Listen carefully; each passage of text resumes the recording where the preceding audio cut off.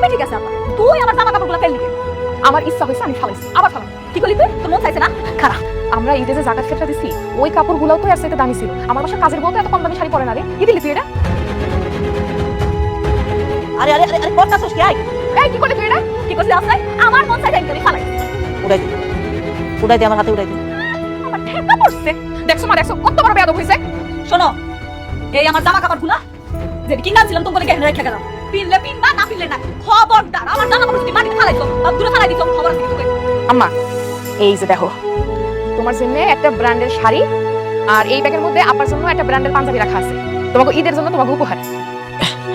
খুব সুন্দর ব্র্যান্ডের জিনিস। সুন্দর না হলে পাবে এই রঙের শাড়ি আমার যে কি আশা আছিল, কি আনছিল না ঈদে আমি ঈদে কিনবো।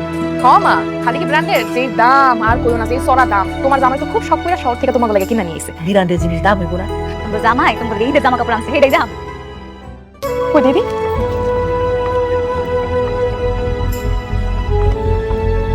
এইগুলো দিছে তোর জামাই আমার আব্বা আমার লাগে এই খয়রাতে জামা কাপড় দিছে? সি সি সি সি সি মা। আরে আরে আরে আরে করতাছস কি? এই কি করলি তুই এটা? কি করছিস আসাই? আমার মন চাইছে আমি ফালাই। উড়াই দে আমার হাতে উড়াই দে। আমার ঠেকা পড়ছে। দেখছো মা, দেখছো কত বড় বেয়াদব হইছে। শোনো,